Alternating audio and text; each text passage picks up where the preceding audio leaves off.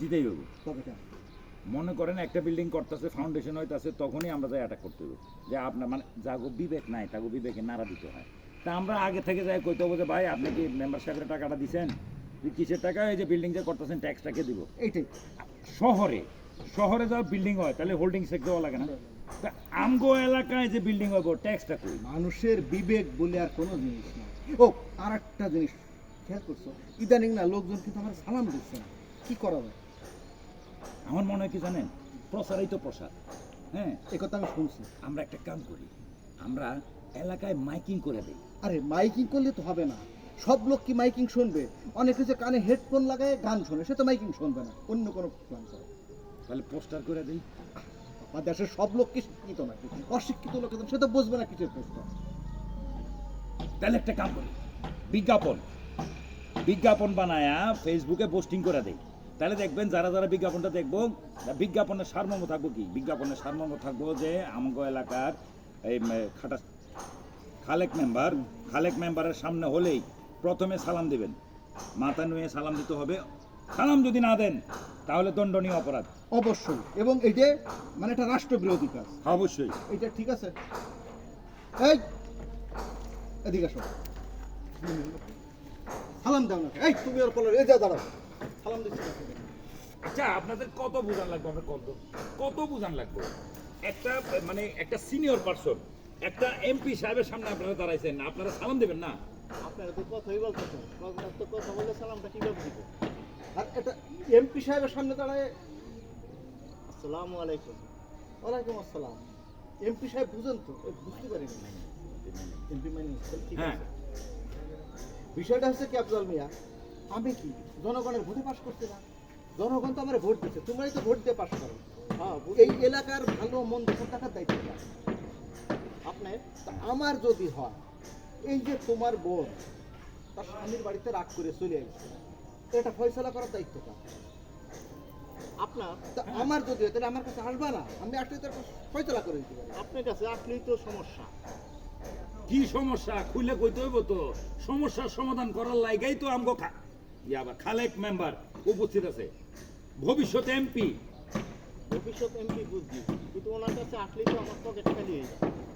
আর রে বাবা, খালি আমার কাছে কেন? এই যে তোমরা যখন ডাক্তারের কাছে যাও, ফি দাও না? আচ্ছা, তোমাকে যারা উপকার করে, মনে করো যে নৌকা পার করে, ওই খেয়া মাঝিরা পয়সা দাও না? এই যে রিক্সাওয়ালা তোমাকে নিয়ে এক জায়গায় পৌঁছায় দেয়, পয়সা দাও না? সরকার এই যে যা কেনাকাটা করো, ভ্যাট ট্যাক্স দাও না? তা আমি তোমাদের উপকার করতেছি তাদের মতোই তো, তা আমারে পয়সা দিয়ে তোমাদের সমস্যাটা কি? সমস্যাটা কি এটাই বুঝলাম না। ইনকাম করলে ইনকাম ট্যাক্স যদি দেওয়া লাগে, তাহলে একটা মানুষের সংসারে বা পারিবারিক সমস্যার সমাধান করে দিব। এই মানুষটার একটা ট্যাক্স, ন্যূনতম একটা ট্যাক্স দিলে আপনার ট্যাক্স সম্মানী। সম্মানী সম্মানী। তো ওনার সম্মানী কি চাইনি দিব না, ওনাকে আমরাই দিব? দেন না তো। দেব, উনি তো সে যোগ্যই হয় না। আচ্ছা ঠিক আছে, আমি খুব অল্প টাকায় এই বিচারটা করে দিবেন, অল্প কিছু টাকায় করে দিবেন। আপনারা আমার কাছে মেম্বারশিপ কোনো টাকা পয়সা নাই, আর এই বিচার নিলে মনে করেন যে আমি পারবো না, আমি টাকা দিতে পারবো না। আচ্ছা, হ্যাঁ, আপনারা যদি ক্যাশ টাকা দিতে না পারেন, সে কেউ কিন্তু কাজ কাম করি আমরা। যাই হোক, আমরা তো জনপ্রতিনিধি, বাকি হ্যাঁ। কাজও আমাকে করা লাগবে। মানে চেকে দিব, আমার তো ব্যাংক অ্যাকাউন্ট। আচ্ছা, ওই আহারে, তোমার ব্যাংক অ্যাকাউন্ট নাই, টাকা নাই, তাই বলে কি তুমি ন্যায় বিচার পাবা না? তুমি কি সমাজের একটা মানুষ না? তুমি কি ন্যায় বিচার পাওয়ার অধিকার তোমার নাই? অবশ্যই তোমার ন্যায় বিচার পাওয়ার অধিকার আছে, তোমার সালিশ বিচার করার অধিকার আছে, তোমার নিজের মানে সবকিছু করার অধিকার আছে।